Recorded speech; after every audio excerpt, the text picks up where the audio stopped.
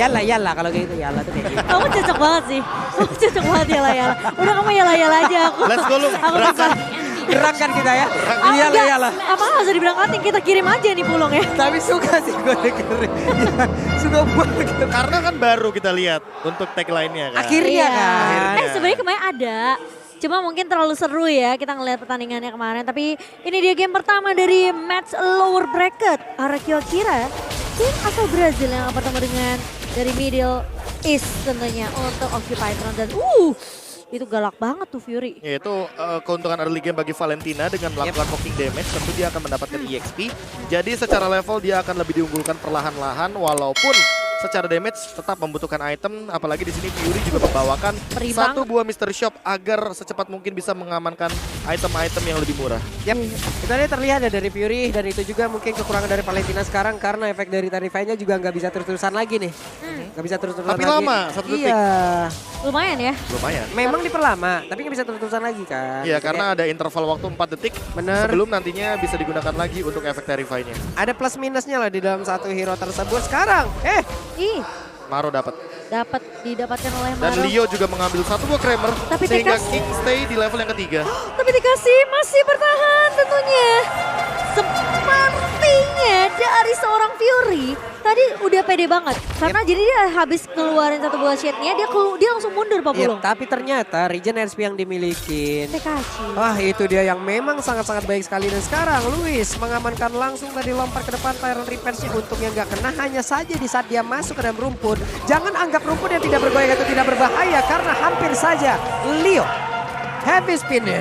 Bisa mengunci ke arah Luis. Tapi Luis masih bisa bertahan Pak Pulung.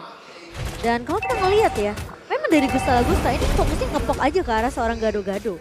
Sembari nanti dia bisa dapetin level 4. Gado-gado. Sembari dia bisa dapetin level 4-nya. Bener juga, aku nggak sih kalau ngomong kayak gitu. Tapi kali ini King bakal berfokus terlebih dahulu dengan satu buah turtle yang sudah mulai di-poke. Objektif total di area atasnya. Ini yang membuat pemain-pemain dari Arcade harus berhati-hati karena Leo bisa datang meskipun tidak ada satu buah Fishman. Tapi Petrify connect dan bahkan berhasil ditumbangkan Leo kali ini. Meskipun turtle lainnya berhasil didapatkan oleh Occupy Thrones by UBS Gold. Ya, Oke. Divine Judgment yang sangat on point dari Maro mengambil langsung menuju kepada King karena mau bagaimanapun King adalah pemegang Retribution. Ketika tidak ada pemegang Retribution, tentu di sini Leo akan sangat diunggulkan. Namun sayangnya dia pun harus ditumbangkan secara cepat karena ada 3 member dari RRQ Akira di depan setup bibir dari Turtle yang begitu mahal. Walaupun pertukarannya secara objektif jadi 1 dibandingkan dengan setengah itu adalah Turtle. Yap.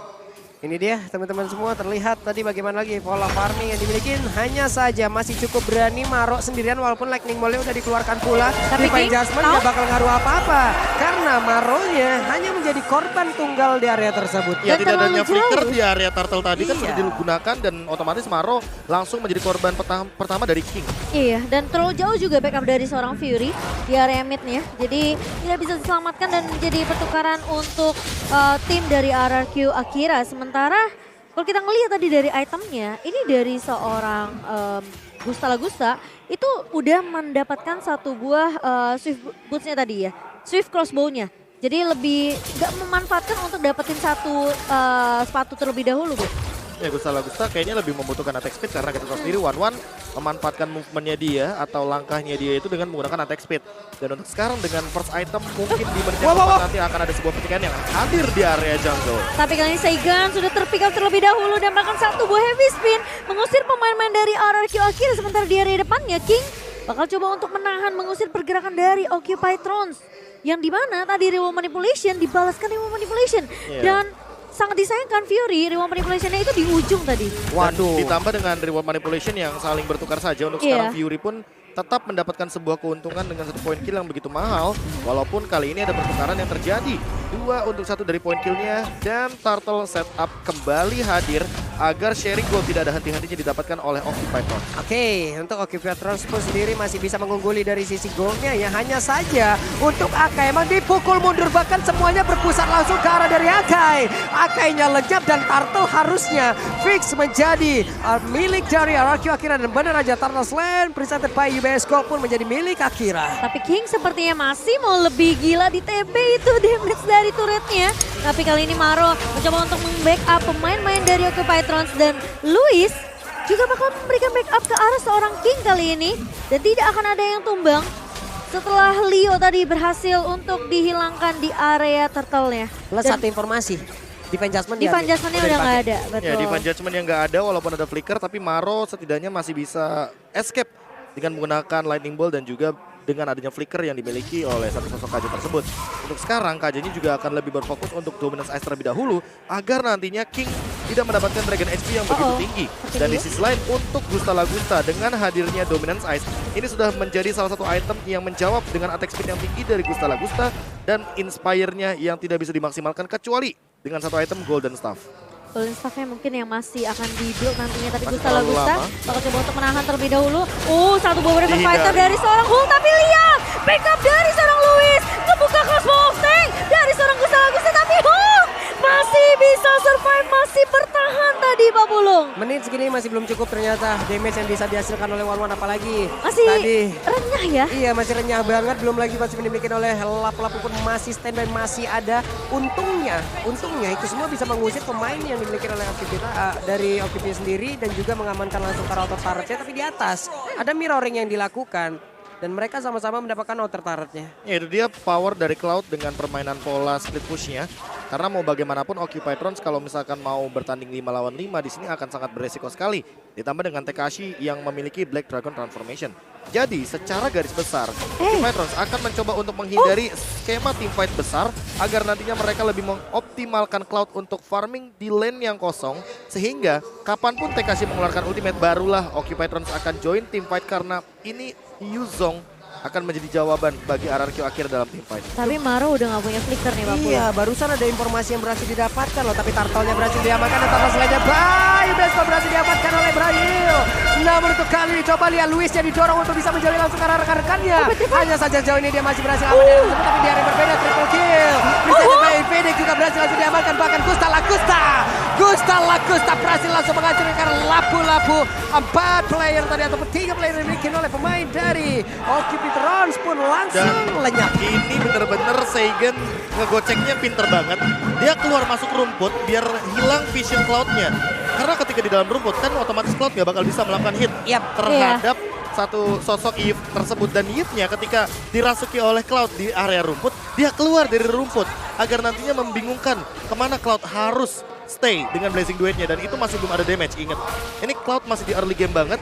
Dan sementara itu dengan keuntungan gold 3.000 dengan sharing dari turtle-nya juga yang menjadi bonus untuk teman-teman RRQ Akira, mereka makin lebih percaya diri untuk melakukan sebuah zone out terhadap invasi jungle yang sekarang sudah perlahan-lahan mulai dilakukan oleh Luis, salah satu roamer yang selalu memaksimalkan rumput sebagai poros rotasi setup utamanya. Dengan 6 assist yang diamankan oleh Luis kali ini dari RRQ Akira, mereka lagi mendominasi dengan perbedaan network 3.500 dan lihat untuk dari itemnya 6.000 di tangan seorang Gusta Lagusta. Dan bahkan bisa dibilang dia memanfaatkan dengan adanya satu buah Demon Hunter Sword untuk merontokkan Leo nih di area depannya. Ya, Wind of Nature-nya udah ngejawab banget untuk nanti Blazing Duet. Ditambah untuk Gado, dia masih belum selesai dengan Wind of Nature. Jadi dia tidak bisa menghindari serangan dari Crossbow of Tank. Ketika sewaktu-waktu nantinya akan ada serangan dari sosok Gusta Lagusta. Oke, atau serangan yang akan dibuka terlebih dahulu oleh RRQ Akira kali ini di area atasnya. Leo, sang panda sudah mulai terlihat, tapi kali ini heavy spin bakal coba di-bait terlebih dahulu. King-nya masih bertahan tapi terjebak ternyata di area base turret kedua, di area mid-nya. Sementara Gusta Lagusta bakal berfokus untuk dapetin turret trading atas RRQ Akira di sini. Oke, itu ngedorongnya jauh banget loh. Dari area top lane sampai ke mid. Jauh banget dan masih berhasil tadi. Oke, mereka kehilangan lagi satu Indotar, tapi setidaknya nilai positif yang bisa mereka ambil adalah mereka masih bisa mempertahankan. Hanya saja sekarang mereka harus jauh lebih kuat lagi untuk bisa masuk ke dalam area defensif yang udah dimiliki oleh RRQ Akira. Walaupun mereka hanya berempat, tapi rumput udah punya mereka duluan loh. Ya, masalah utamanya ketika kita ngomongin soal Contest Lord, ini King juga masih ada chance kalau dia bakal kecolongan dari segi retribution-nya. Dengan menggunakan heavy spin daripada Leo, ini adalah jawaban ketika nanti dia ingin melakukan sebuah lockdown, terhadap setup teamfight di area Lord. Karena terlalu banyak teritorial batu yang bisa dimanfaatkan ketika melakukan teamfight dengan Akai di area Lord. Apalagi kalau misalnya yang kena heavy spin ini adalah si King-nya sendiri ya. Jadi kemungkinan besar dari Occupy Thrones mereka masih bisa untuk mendapatkan objektif Lord pertamanya. Atau sekarang target dari Maro udah boleh diubah sih. Targetnya udah boleh menuju kepada Gusta Lagusta yang kita tahu sendiri ketika nantinya Gusta Lagusta tidak bisa memanfaatkan bagaimana Needles of Flower karena terkena efek suppress. Sudah bisa dipastikan Gusta Lagusta akan bisa langsung di instan. Entah oleh Gado atau bahkan Fury. Tapi TKC terjebak dengan satu buah heavy spin begitu saja. Masih terkena stun tapi TKC masih bisa bertahan dan bahkan satu buah Black Dragon Bomb dibuka begitu saja tapi di sisi belakangnya Gado hilang begitu saja. Gusta Lagusta mencoba untuk bertahan tapi TKC mengembalikan keadaan kali ini dan bahkan Leo tumbang.